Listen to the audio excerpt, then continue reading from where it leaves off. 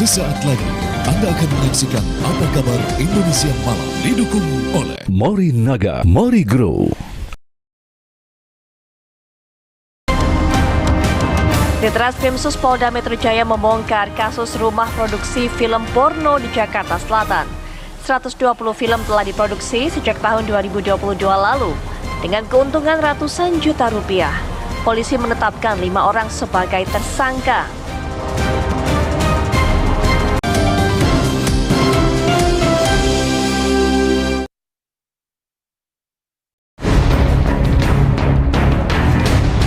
Ditreskrimsus Polda Metro Jaya membongkar kasus rumah produksi film porno di Jakarta Selatan. 12 orang wanita dari kalangan selebritis, model, dan selebgram yang terlibat dalam rumah produksi film adegan panas ini. Satu dari 12 wanita itu diduga selebgram Siskae. Para pemeran film adegan panas ini dibayar 10 hingga 15 juta rupiah. Polisi mengungkapkan sejak tahun 2022 sudah 120 film yang diproduksi para pelaku dan meraup keuntungan ratusan juta rupiah. Film itu disebarluaskan dan ditransmisikan di 3 website yang berbeda. Customer ataupun pelanggan yang akan mengakses website dimaksud, bisnis prosesnya adalah para customer ini kemudian berawal dari mengakses 3 website dimaksud, kemudian nanti di sana akan diarahkan apabila ingin berlangganan seperti itu, maka akan diarahkan untuk melakukan pengisian rekening dulu terkait dengan paket-paket yang ditawarkan. Dan telah terdapat setidaknya 10.000 viewers yang ada di website kelas bintang.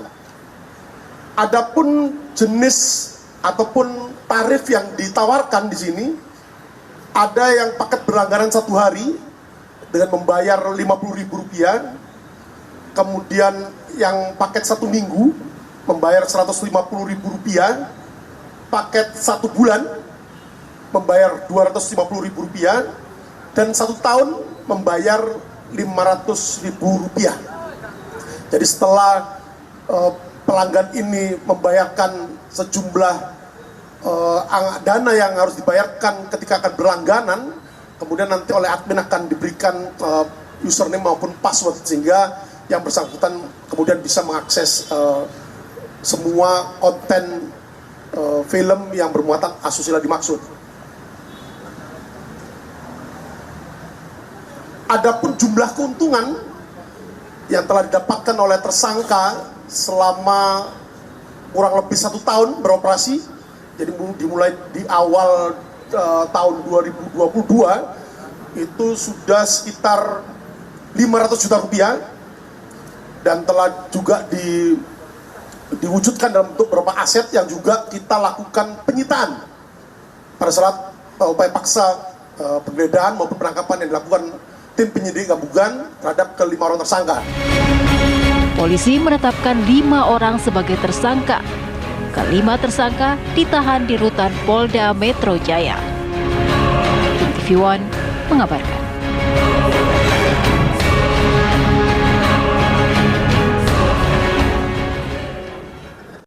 Baik, sejauh ini memang dalam kasus ini sudah ada 5 tersangka yang ditetapkan oleh pihak kepolisian. Nanti kita akan gali lebih dalam lagi apa perkembangan terbarunya, tapi saya juga akan perkenalkan para narasumber yang sudah hadir di samping saya. Beliau merupakan pengamat gaya hidup dan juga penulis dari buku Jakarta Undercover, Mas Muammar MK. Selamat malam, Mas MK. Assalamualaikum warahmatullahi wabarakatuh. Waalaikumsalam warahmatullahi wabarakatuh.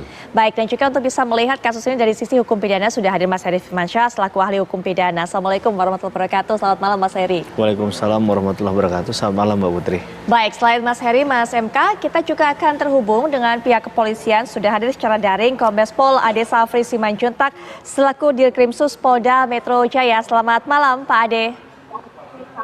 Assalamualaikum, salam presisi Mbak Putri. Waalaikumsalam warahmatullahi wabarakatuh. Pak Ade, informasi terakhir kan yang kami dapatkan adalah baru 5 tersangka ditetapkan. Nah, adakah perkembangan terbaru mengenai hal ini? Karena kalau yang kita dengar juga pihak kepolisian sudah mulai buka nih, sudah mulai spill.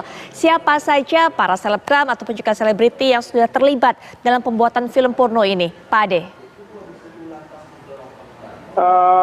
Perlu kami sampaikan di sini, Mbak Putri, bahwa dari hasil perkembangan penyelidikan maupun penyidikan serta keterangan yang diberikan oleh kelima orang tersangka yang sudah kita lakukan upaya paksa penangkapan beberapa waktu lalu, pada minggu ini kami mengagendakan untuk memanggil 11 orang talent wanita maupun 5 orang talent pria yang dilibatkan dalam pembuatan film yang mengandung unsur pornografi dimaksud.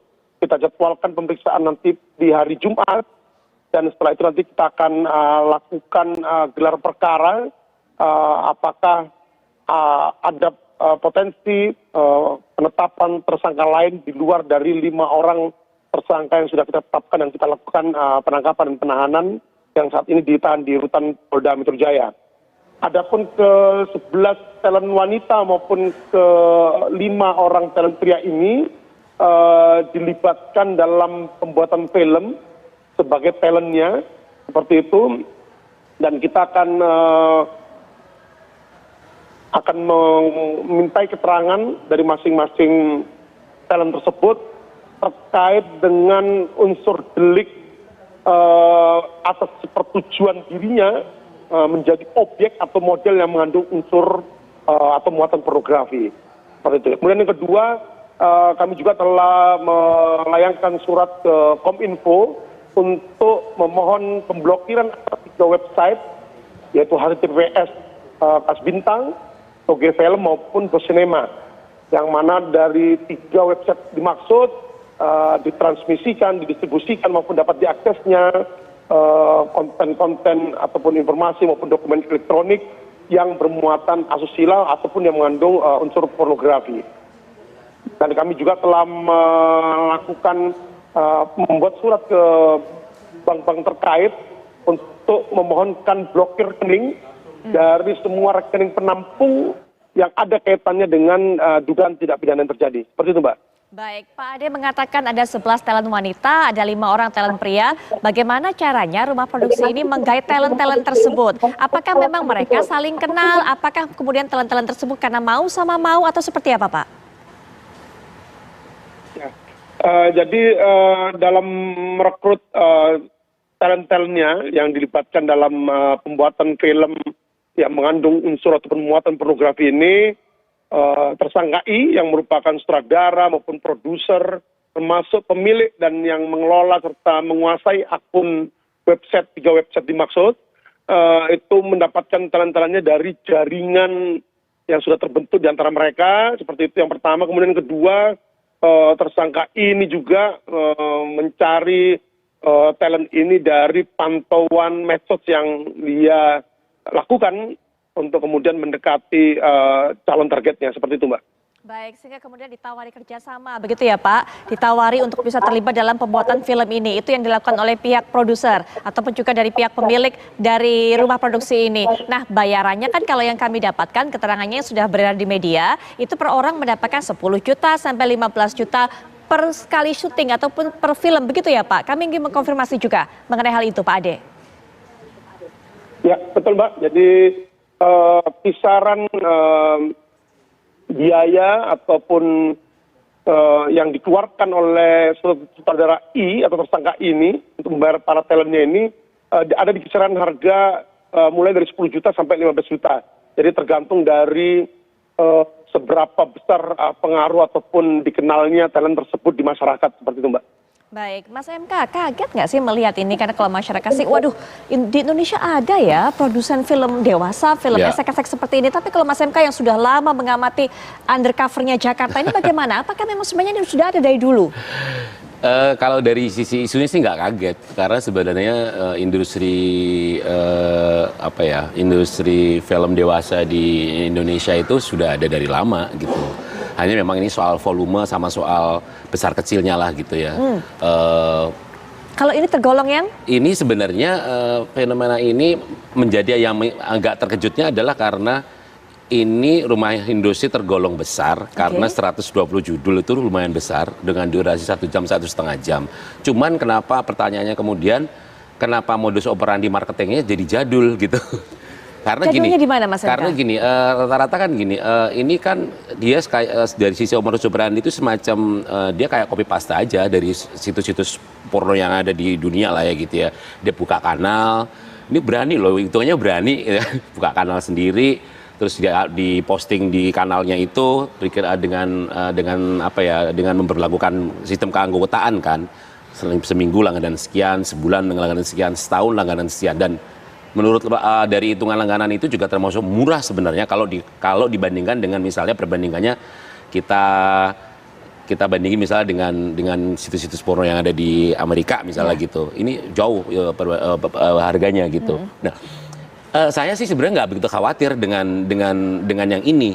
Ini mungkin menjadi trigger bahwa orang supaya melek bahwa ada loh industri film dewasa di Indonesia, film porno di Indonesia tuh ada.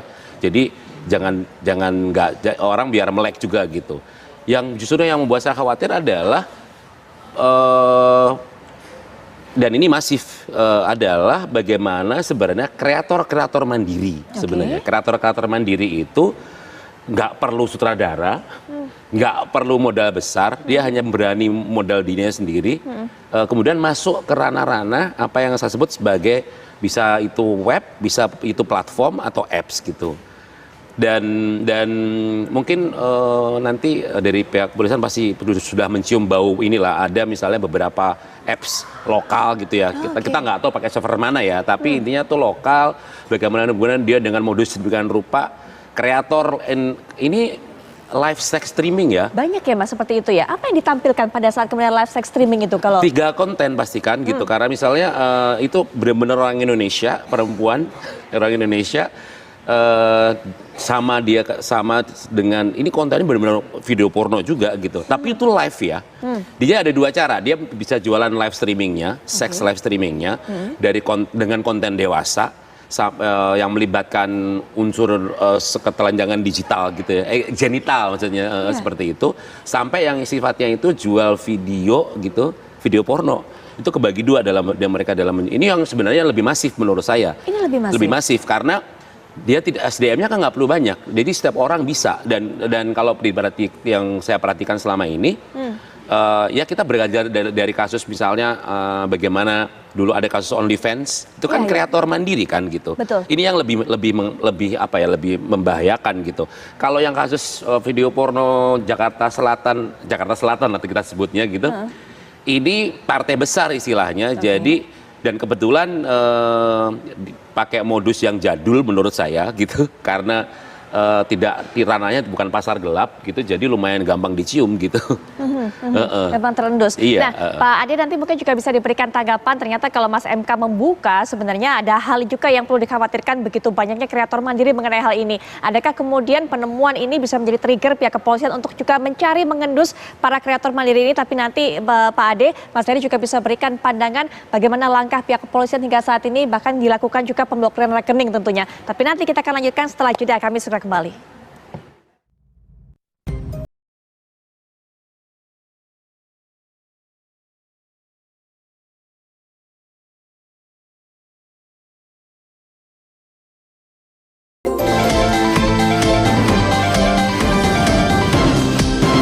Kita akan kembalikan perbincangan. Mas Heri, bagaimana menilai hingga saat ini pergerakan dari pihak kepolisian, apa yang harus dilakukan? Kalau tadi sudah kita dapatkan informasi setidaknya sampai kemudian upaya pemblokiran rekening, Mas Heri. Ya, tentu kita mengapresiasi ya langkah kinerja dari pihak kepolisian dengan bertindak cepat sebelum melakukan pemblokiran terkait rekening. Memang karena dasar dari melakukan kejahatan ini mungkin adalah uang, motivasinya Mbak Putri. Teman kata lain yang penting juga adalah bagaimana men-take down hal-hal yang misalnya ada kaitannya dengan penyebarluasan informasi ini. Nah, ini kan tentunya bisa kemudian di cut off dengan menggandeng juga, bukan hanya tugas dari Polri ya, tapi juga Kemenkominfo misalnya, untuk kemudian hal ini tidak kembali dapat diakses oleh banyak pihak. Nah, ini juga langkah yang menurut saya penting dalam proses untuk penegakan hukumnya. Karena kalau kita lihat ada 2 instrumen undang-undang yang dipakai di sini kan, Mbak Putri. Ada Undang-Undang ITE 11 tahun 2008, 19 2016 kaitan dengan pasal 27 ayat 1, bagaimana orang itu dilarang untuk kemudian mentransmisikan, mendistribusikan hal-hal yang berkaitan dengan kesusilaan. Kemudian juga ada Undang-Undang tentang pornografinya 44 tahun 2008. Sebarannya kita bisa lihat di pasal 4, 7, 8 dan juga 30, 33 dan 39 untuk ancaman pidananya. Jadi memang kalau kita lihat hakikat dari pembentukan undang-undang pornografinya sendiri, itu kan karena ada perkembangan masyarakat yang begitu masif ya, begitu luas kaitan dengan perkembangan teknologi informasi, maka ini perlu dijaga karena hakikatnya kan kalau negara Indonesia ini kan adalah negara hukum ya, yang berlandaskan atas nilai moral luhur, etika dan lain sebagainya, maka tentu hal ini tidak diperkenankan di negara kita. Maka langkah tadi yang dilakukan oleh teman-teman kepolisian kita apresiasi, dan tadi masukan oleh Mas MK juga menarik itu. Bagaimana bukan hanya berfokus pada kasus ini saja Mbak Putri, tapi sangat mungkin di belahan Indonesia yang lain masih ada strategi-strategi lain untuk tetap menjalankan aksi kejahatan ini. Bahkan kayaknya tumbuhnya lebih subur kalau tadi dari cerita Mas MK. Tapi mungkin nanti kita akan lanjutkan. Kami bawa Anda terlebih dahulu untuk bisa melihat bagaimana sebenarnya lokasi rumah yang menjadi tempat kejadian perkara, menjadi TKP dari proses produksi film-film dewasa selama ini. Rekan kami Haidar Faisal akan mengabarkan untuk Anda. Silakan Faisal. Ya, baik, selamat malam Putri Viola dan juga pemirsa. Memang terkait dengan terbongkarnya kasus praktik pembuatan video porno oleh Ditreskrimsus Polda Metro Jaya. Ini dalam pengembangan kasusnya, Polda Metro Jaya telah menetapkan setidaknya 5 tersangka dalam kasus ini. Yang mana dalam kasus ini pemirsa, tersangka ini melakukan aksinya dengan menggunakan 3 TKP sekaligus untuk membuat video, yang mana total videonya sudah mencapai 120 video. Salah satu TKP-nya adalah di tempat saya mengabarkan saat ini, di kawasan Serengseng, Sawah, Jagakarsa, Jakarta Selatan. Nah, karena saya sudah berada di lokasi TKP tempat produksi film video porno dibuat, saya akan coba berbincang dengan Ketua RT dan juga menggali informasi dari Ketua RT setempat pemirsa. Bapak, boleh sebutkan Pak namanya? Nama saya Sutarno, Ketua RT 12 Serengseng Sawah. Oke Pak. Pak, sebelum saya bertanya lebih jauh Pak, yang Bapak ketahui tentang rumah ini ataupun ruko ini sebenarnya sebelumnya digunakan sebagai apa? Sebelumnya, sebelum disewa oleh inisial I ini adalah toko kelontong. Nah, pada bulan Januari kemarin, akhir Januari, beliau minta izin kepada kita pengurus RT bahwa di ruko ini nanti ada kegiatan untuk syuting, untuk pembuatan iklan dan video pendek di YouTube dengan genre film horor. Saat itu, maka itu kita kasih izin. Beliau minta domisili untuk kegiatan itu. Namun setelah saya minta berkas-berkasnya seperti KTP dan KK, sampai saat ini beliau belum bisa memberikan. Dalam praktiknya Pak, apakah kemudian ada laporan-laporan begitu dari masyarakat terkait dengan aktivitas di rumah ini Pak? Kalau laporan-laporan masyarakat, memang karena izinnya adalah untuk syuting, dan pernah juga mereka mengadakan syuting di outdoor seperti di depan ruko ini dan di lingkungan kita. Itu syutingnya seperti biasa, syuting-syuting film-film yang seperti itu, film-film horor begitu. Jadi tidak ada hal yang aneh-aneh gitu. Tidak ada kecurigaan sama sekali Pak? Tidak ada, semua berjalan normal seperti biasa.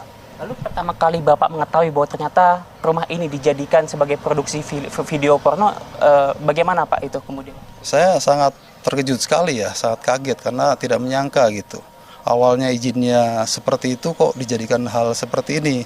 Kalau kita tahu seperti itu, tentu tidak kita kasih izin, istilahnya seperti itu. Walaupun saya belum memberikan izin domisili ya. Terima kasih Pak atas pernyataannya. Ya pemirsa, itulah tadi pernyataan yang disampaikan oleh Ketua RT setempat. Memang dikatakan bahwa mereka sudah sempat meminta izin kepada pihak RT. Dan memang pemirsa, adapun dalam kasus ini para tersangka disangkakan oleh pasal Undang-Undang ITE dan juga pasal di dalam Undang-Undang Pornografi. Dan untuk para pemerannya pemirsa, ini nantinya sudah dilakukan pemanggilan oleh Polda Metro Jaya yang akan dijadwalkan dilakukan pemeriksaan pada hari Jumat yang akan datang. Untuk sementara demikian, Putri Viola, kami kembalikan ke studio. Terima kasih untuk informasi yang sudah Anda sampaikan. Kita akan lanjutkan kembali perbincangan. Pemirsa, kita juga tadi sewaktu break, saya juga ngobrol dengan Mas MK, Mas Heri. Ada satu hal juga yang ingin sekali kita ketahui dari Pak Ade, dari pihak kepolisian. Pak Ade, sebenarnya kemana kemudian video-video ini didistribusikan? Apakah memang hanya melalui aplikasi tersebut, ataukah memang ada penampungnya, Pak? Ya, jadi dari hasil TKP yang kita lakukan dan dari hasil penyitaan yang sudah kita lakukan di 3 rumah produksi dimaksud sejak awal tahun 2022, sejak beroperasinya 3 rumah produksi ini, berawal dari tersangka I itu awalnya membuat film-film yang bergenre horor maupun komedi. Namun karena di pasar kurang mendapat respon yang baik gitu seperti itu, kemudian tersangka ini yang berperan sebagai sutradara, produser, admin maupun yang menguasai 3 akun website dimaksud, itu kemudian mulai memproduksi film-film dewasa yang bermuatan pornografi, dan sampai kemudian dilakukan penangkapan kemarin. Sejak kurang lebih 1 tahun beroperasi, tersangka ini dapat meraup keuntungan sebesar 500 juta rupiah. Adapun promote daripada penjualan terkait dengan konten-konten video maupun film ini itu dilakukan oleh tersangka melalui akun medsos Instagram dengan menampilkan trailer seperti itu, kemudian nanti ada diarahkan website yang akan dituju apabila ingin menjelajah lebih dalam terkait dengan konten film maupun video yang dipromot lewat media sosial dimaksud. Nanti setelah calon pelanggan yang memasuki website dimaksud, nanti kemudian akan diarahkan untuk memilih menu berlangganan.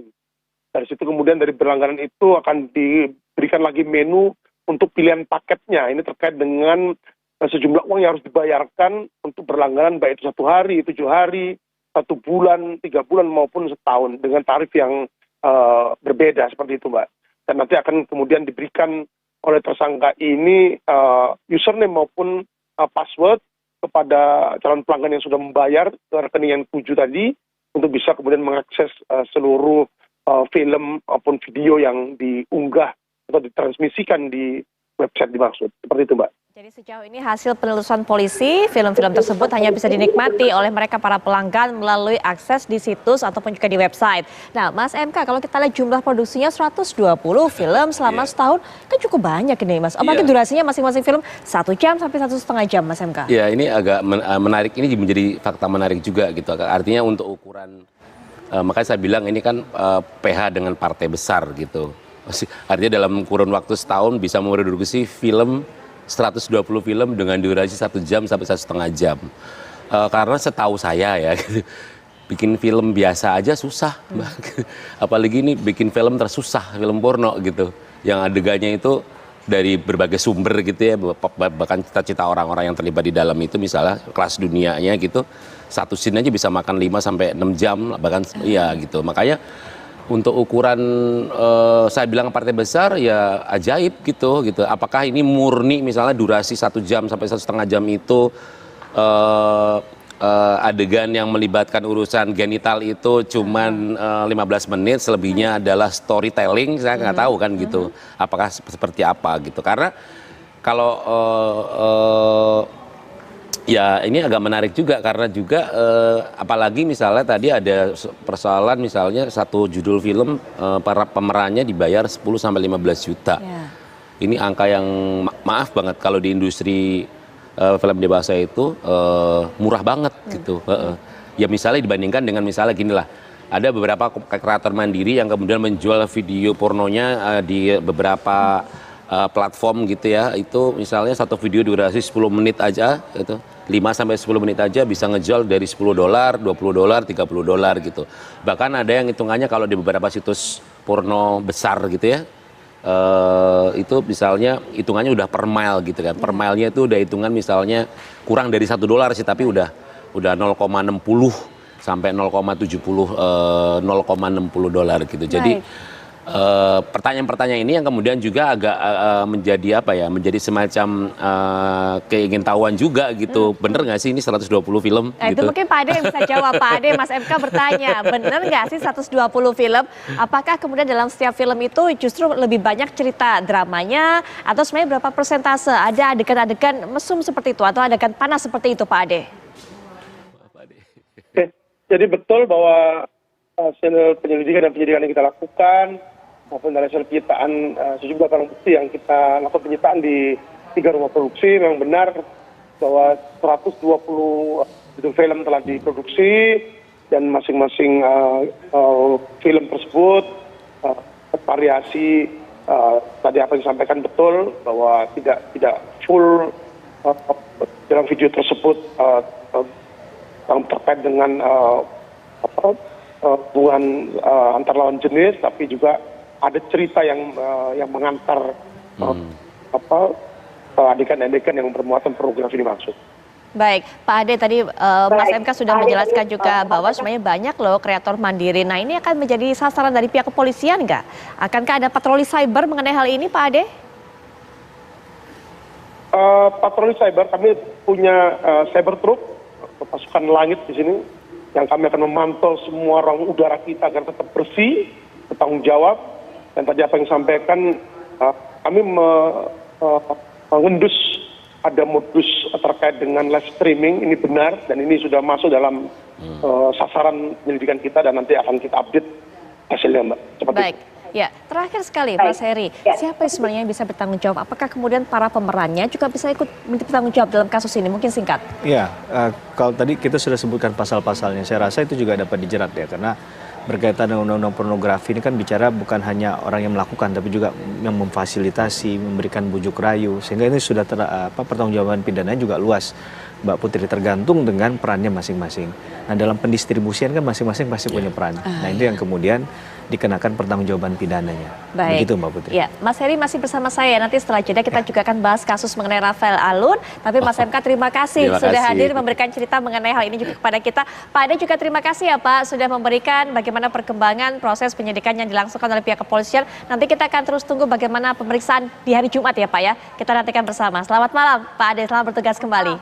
Assalamualaikum. Salam presisi. Waalaikumsalam warahmatullahi wabarakatuh. Pemirsa, kita akan jeda sejenak. Saat kami kembali, kami juga masih punya rangkaian kabar menarik. Plus juga kita akan ulas bagaimana perkembangan hingga sejauh ini proses persidangan yang menjerat Rafael Alun. Saat lagi.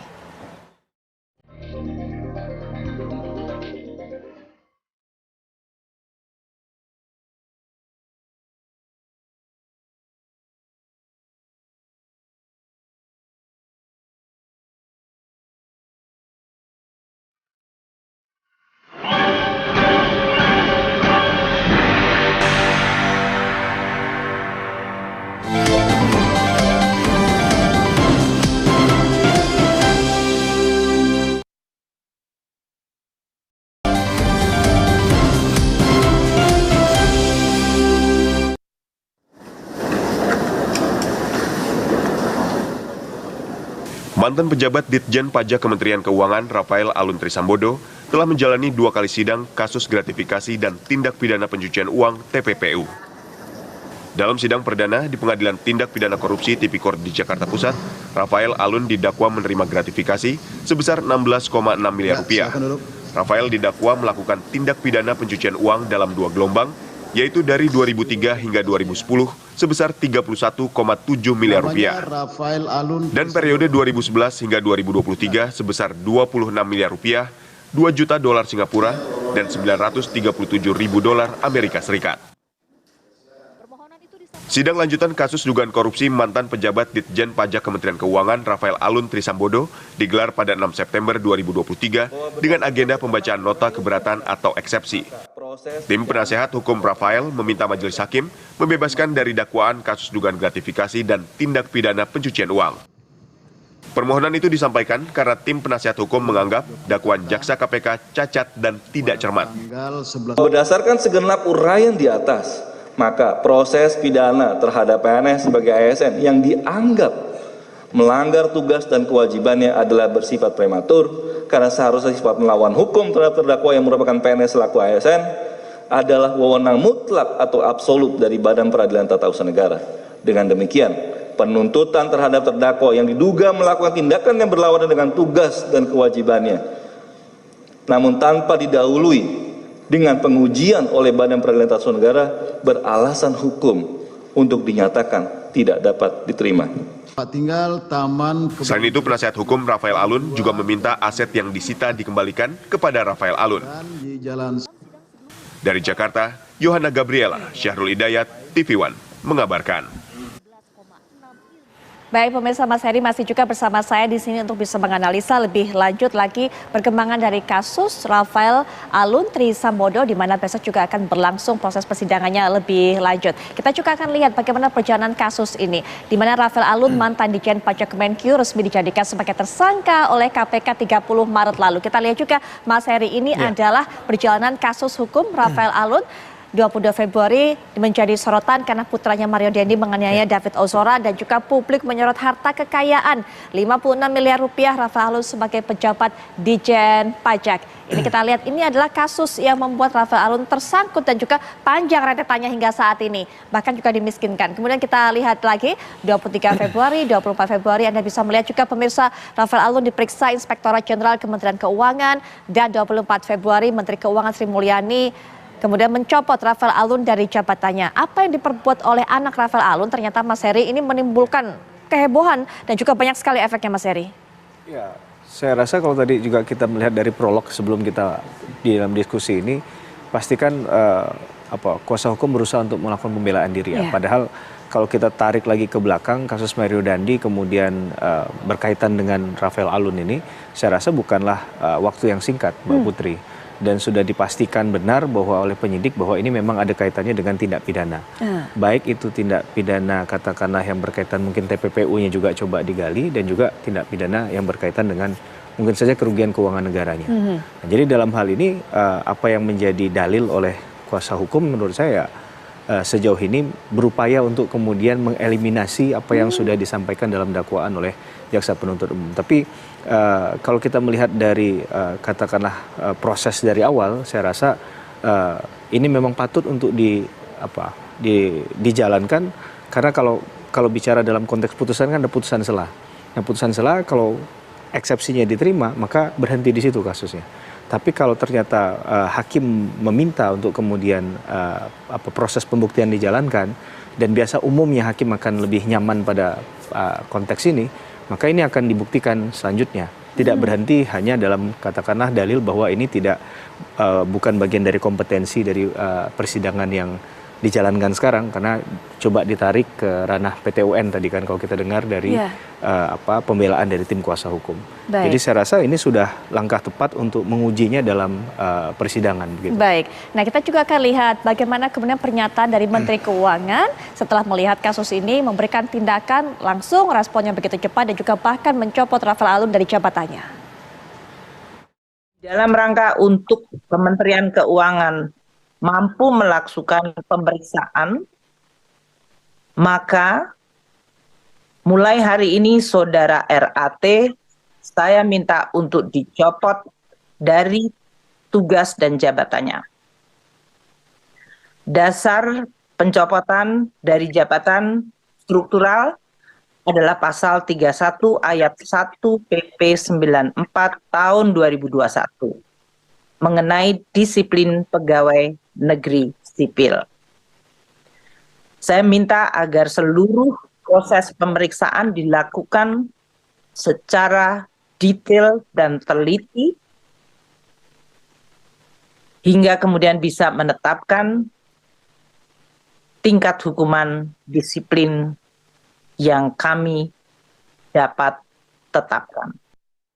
Baik, itu adalah pernyataan dari Menteri Keuangan. Nanti kita akan lanjutkan lagi melihat bagaimana perjalanan kasus yang menjerat Rafael Alun Trisambodo hingga proses persidangan juga terus berlanjut. Mas Heri juga masih bersama kita memberikan analisanya dalam proses persidangan ini. Tapi setelah jeda, kami sudah kembali saat lagi.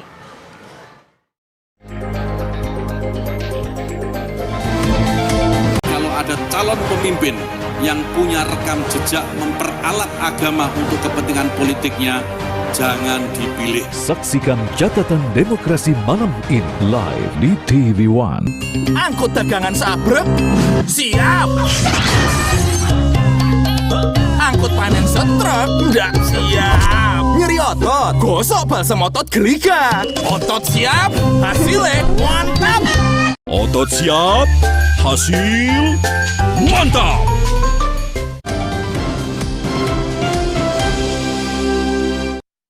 Pemirsa, di segmen ini kami masih juga akan ajak Anda untuk bisa melihat bagaimana perjalanan kasus dari Rafael Alun Trisambodo, di mana menjalani pemeriksaan juga di KPK pada 1 Maret 2023. Kita nanti akan lihat, inilah dia prosesnya diperiksa oleh KPK dengan agenda klarifikasi harta kekayaan, kemudian dilanjutkan pada 8 Maret 2023 atau sepekan kemudian PPATK memblokir 40 rekening milik Rafael Alun dan keluarga. Ini yang kemudian menjadi alasan bahwa Mario Dendi tidak bisa membayar kewajiban sesuai dengan hasil dari persidangan. Oke, kita lanjutkan kembali berikutnya. Nah, ini 24 Maret 2023 Rafael Alun kembali diperiksa KPK terkait harta kekayaan tidak wajar, dan sebulan kemudian atau 4 April KPK menetapkan status Rafael Alun menjadi tersangka penerima gratifikasi dan juga tindak pidana pencucian uang. Ya, dan langsung saja kita juga akan dengarkan bagaimana pernyataan penetapan tersangka dari Rafael Alun Trisambodo berikut ini. Dari hasil penyelidikan, KPK menemukan adanya alat bukti yang cukup, yaitu telah terjadi suatu peristiwa pidana tindak pidana korupsi. Dan KPK terus bekerja keras untuk mengumpulkan bukti-bukti dan rangka mengungkap terangnya peristiwa pidana tersebut. Dan pada akhirnya kita menemukan tersangka. Dan sore hari ini kami sampaikan dan umumkan tersangkanya sebagai berikut. Saudara RAT, pegawai negeri sipil pada Direktorat Jenderal Pajak Kementerian Keuangan Republik Indonesia, dan selaku penyidik pegawai negeri sipil sejak tahun 2005. Untuk kepentingan penyidikan, tersangka RAT dilakukan penahanan selama 20 hari pertama, terhitung mulai tanggal 3 April 2023 sampai dengan 20 April 2003, yang penahanan dilakukan di Rumah Tahanan Negara KPK pada Gedung Merah Putih. Berikutnya, KPK juga telah melimpahkan berkas perkara dan juga surat dakwaan atas tersangka dari kasus dugaan penerimaan gratifikasi dan pencucian uang mantan pejabat pajak Rafael Alun ke Pengadilan Tipikor. Ini kita lihat kembali. Kemudian perjalanan kasusnya 30 Agustus, Rafael Alun menjalani sidang dakwaan di Pengadilan Tipikor. Tapi kalau kita juga lihat mengenai jerat hukum terhadap Rafael Alun ini, kita juga Mas Heri bisa berikan pandangan mengenai hal inilah undang-undang ataupun juga pasal yang dikenakan kepada Rafael Alun, pasal 12B Undang-Undang Nomor 20 Tahun 2001 tentang pemberantasan korupsi. Mas Heri. Ya, yang menarik adalah kalau kita bicara kasusnya kan ini dakwaannya sudah jelas kaitan dengan gratifikasi, Mbak. Berarti ada unsur dalam hal ini pemberian misalnya sejumlah uang atau hal-hal yang kemudian bisa mempengaruhi kedudukan dia sebagai pejabat negara kala itu. Menarik juga kita mencoba mengomentari yang sudah disampaikan oleh Ibu Sri Mulyani dan pimpinan KPK Pak Firly Bahuri, bahwa disampaikan ada 2 prinsip dalam menjalankan pemeriksaan kasus ini, yaitu prinsip kehati-hatian dan juga prinsip kecepatan. Jadi speedy trial ini tidak selalu harus berbenturan dengan kehati-hatian. Bahwa dari Ibu Sri Mulyani kemudian memerintahkan agar dicopot, agar yang bersangkutan tidak sempat lagi menggunakan kekuasaannya mungkin untuk menghilangkan barang bukti atau melakukan hal-hal yang di luar dari konteks seharusnya dia mengikuti proses penegakan hukum itu sendiri. Nah, ini yang perlu kita jadikan acuan dalam kasusnya Pak Rafael Alun, bahwa sekali lagi kecepatan dalam hal penegakan hukum ini penting, dan tentunya tetap memperhatikan prinsip kehati-hatian, sehingga proses dari penyidikan sampai ke pemeriksaan sidang pengadilan dan pada putusannya nanti memberikan rasa keadilan bagi masyarakat. Karena bagaimanapun ini bisa jadi contoh, Mbak, penegakan hukum di kasusnya Rafael Alun ini adalah bagaimana pejabat negara itu juga memperhatikan bahwa dalam menjalankan tugas pokok dan fungsinya mereka diawasi oleh undang-undang dan masyarakat Indonesia yang diwakili oleh aparat penegak hukum, yaitu KPK, Betul. Kejaksaan Agung ataupun pihak kepolisian. Maka kita tentu mengapresiasi langkah proses penegakan hukum ini, walaupun masih kita mengakui bahwa ada asas praduga tidak bersalah ya, sebelum ada putusan pengadilan yang sifatnya final and binding di akhirnya. Dan saya rasa ini jadi catatan juga bagi Kementerian Keuangan, karena bagaimanapun ini pengelolaan uang ini kan kita serahkan, kita amanahkan kepada Kementerian Keuangan. Mudah-mudahan tidak ada lagi Rafael Alun yang lain, cukup berhenti di kasusnya Rafael Alun, sehingga ini juga bisa memberikan semangat motivasi bagi teman-teman Kementerian Keuangan untuk bekerja dengan profesional begitu ya, menjalankan pekerjaannya ini sebagai bentuk amanah tadi. Nah ini saya rasa dalam hal ini impact-nya dari tindakan Rafael Alun ini juga membuka mata kita ya, bahwa masih ada celah untuk melakukan korupsi dengan modus operandi yang luar biasa tadi. Mungkin yang perlu dijelaskan dalam sidang pembuktian nanti adalah bagaimana dia mendapatkan atau memperoleh uang yang kemudian dianggap diduga merupakan hasil dari tindak pidana. Sehingga tidak ada lagi katakanlah di luar sana perdebatan bahwa ini adalah rekayasa hukum bagi si pelaku. Begitu. Baik, kira-kira Mas Heri. Mbak Putri. Mas Heri, terima kasih sudah memberikan Sama-sama. pandangannya mengenai kasus ini. Kita akan terus tunggu bagaimana perkembangannya, dan data-data yang kami sajikan juga sekaligus menutup jumpa kita dalam Apa Kabar Indonesia Malam kali ini. Sesaat lagi Anda bisa menyaksikan Catatan Demokrasi yang membahas mengenai kemunculan Ganjar Pranowo di sebuah tayangan azan yang juga menuai polemik dan juga kontroversi. Saya Putri Viola pamit. Kita akan kembali esok malam ya, 18.30 waktu Indonesia Barat. Jangan sampai Anda lewatkan. Selamat malam, sampai jumpa.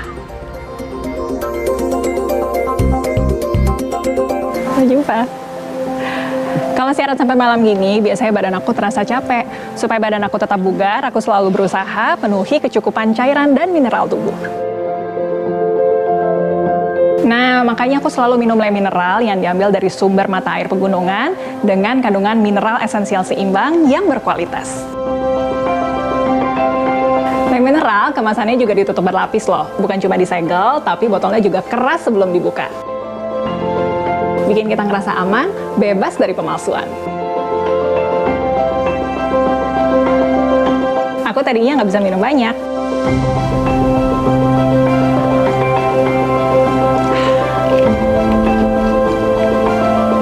Tapi beda kalau minum Le Mineral, rasanya enak, gak bikin enak. Jadi kalau harus tugas keluar lapangan, aku juga nggak perlu khawatir kalau harus beli air mineral di mana aja. Kamu juga jangan lupa rutin minum Le Mineral ya.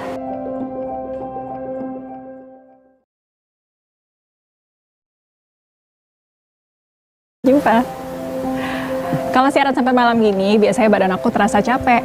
Supaya badan aku tetap bugar, aku selalu berusaha penuhi kecukupan cairan dan mineral tubuh. Nah, makanya aku selalu minum Le Mineral yang diambil dari sumber mata air pegunungan